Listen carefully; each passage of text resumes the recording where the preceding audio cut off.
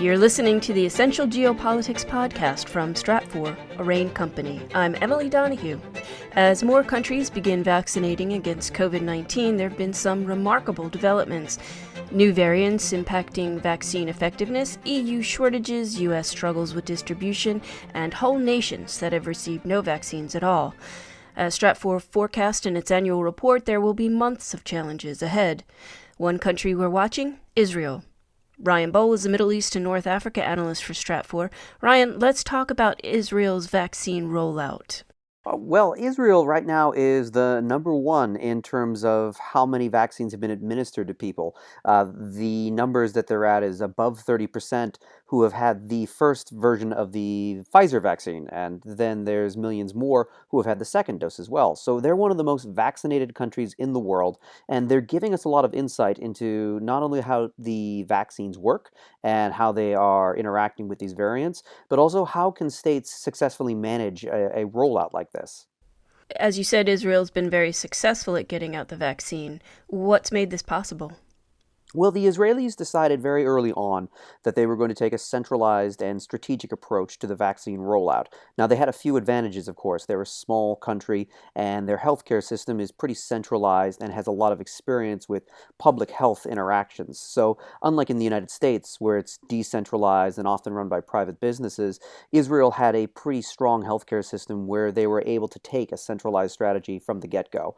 But there was also the very early on decision to purchase large amounts of the Pfizer vaccine, and that ended up being one of the vaccines that was deployed the earliest, giving the Israelis a time advantage. So they've had a bit of luck and a bit of planning that has resulted in their high vaccination rates. Will the rapid deployment of the vaccine mean that Israel will get back to normal earlier?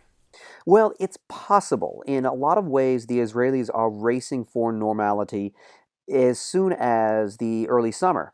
But there are some caveats to this. The Israelis are warning that this is going to be a very long spring because the British COVID-19 variant, which is more transmissible, is now present in many, if not most, of their cases that are still popping up.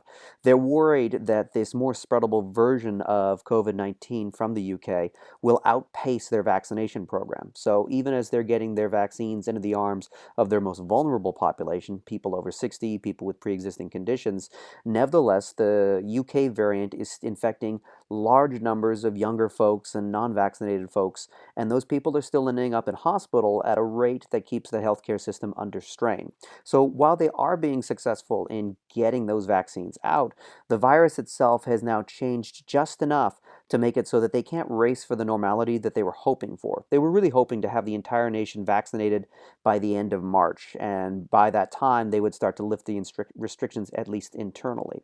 That's the other challenge. They are able to lift restrictions internally, but the rest of the world is still going to be experiencing the pandemic. And for Israel, which needs strong export partners, they also need lots of tourism. That's a real challenge for true normality, true pre-pandemic lifestyles for Israel.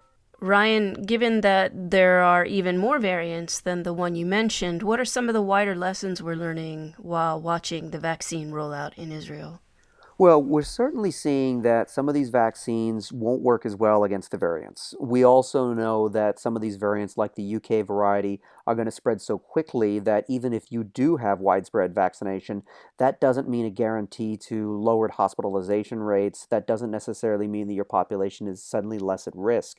In other words, the vaccines have never really been billed as a silver bullet, but I think that there was a public perception that starting in December with those vaccine rollouts, that things could start to move back towards normal. But instead, with these mutations from South Africa and from the UK, as well as other places, what it's really adding up to is another long spring of restrictions, lockdowns, and learning to live with this pandemic, at least for a little while longer. Ryan Bohl is a Middle East and North Africa analyst for Stratfor, a RAIN company. Thanks so much, Ryan. Thank you, Emily.